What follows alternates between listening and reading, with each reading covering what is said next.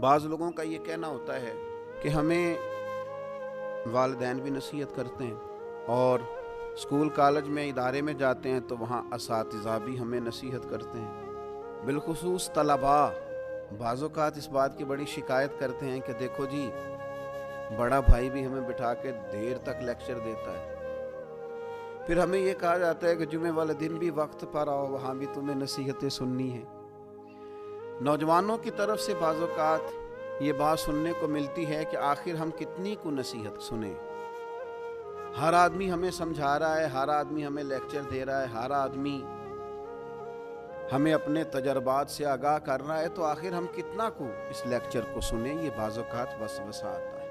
تو پہلی بات تو میں یہ عرض کروں گا اپنے ان نوجوان دوستوں سے اور اسٹوڈنٹ سے اور جن کو نصیحت کی جا رہی ہے کہ میں بڑے انشراح صدر سے آپ کو عرض کرتا ہوں کہ آپ خوش نصیب ہیں کہ آپ کو بہت سارے سمجھانے والے ملے ہوئے ہیں۔ کم نصیب ہوتا ہے وہ شخص جسے کوئی سمجھانے والا نہیں ہوتا۔ اور پھر کبھی آپ نے دیکھا ہے زمین کو اس میں ہل چلایا جاتا ہے، بیج بو دیا جاتا ہے، فصل اگاتی ہے، اس فصل کو کاٹ کے پھر سے بیج بویا جاتا ہے اور پھر سے فصل اگتی ہے اور پھر سے اس زمین کے سینے پر ہل چلتا ہے۔ وہ کتنی ہی فصلیں دیتی ہے، وہ کتنے ہی درخت اگاتی ہے، وہ کتنا ہی انسانوں کا جانوروں کا فائدہ کرتی ہے، کتنے ہی لوگوں کو غذا اور خوراک مہیا کرتی ہے، لیکن کبھی یہ نہیں کہتی کہ آخر میں کتنا کو ہل چلاؤں گی، میرے اندر کتنا کو بیج بویا جائے گا۔ لیکن وہ زمین ہے،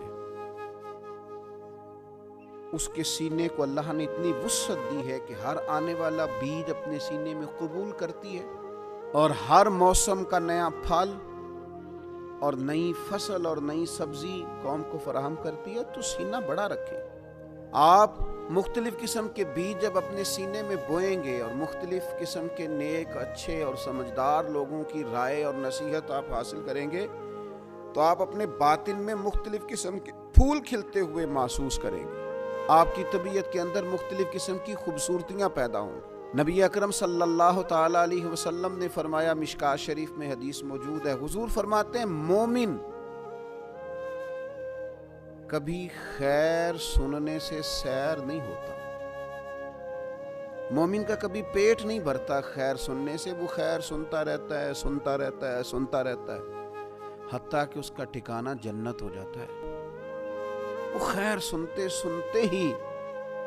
جنت کا مسافر ہو جاتا ہے، جنت میں پہنچ جاتا ہے۔ تو خیر سنیں، خیر سنیں، نصیحت سنیں۔ اللہ تعالیٰ نے زبان ایک دی ہے اور کان دو دیے ہیں، معنی یہ ہے کہ سنگل بولا جائے اور ڈبل سنا جائے۔ اچھے لوگوں کی باتیں سنیں، اور میں کہوں گا کہ دوڑ کے سنیں اور جلدی سے سنیں۔ صحیح العقیدہ اور خیر کہنے والے لوگوں کی باتوں پر توجہ سے کان دھریں اور جلدی سے اپنے حصے کی خیر اکٹھی کریں۔ یہ آپ سن کے تو دیکھیں، یہ جو آپ خوبصورت چیزیں سنیں گے یہ سوچوں کو خوبصورت کر دیں گی، یہ طبیعت کو خوبصورت کر دیں گی، یہ مزاج کو ٹھنڈا کر دیں گی، یہ لطافت پیدا کر دیں گی۔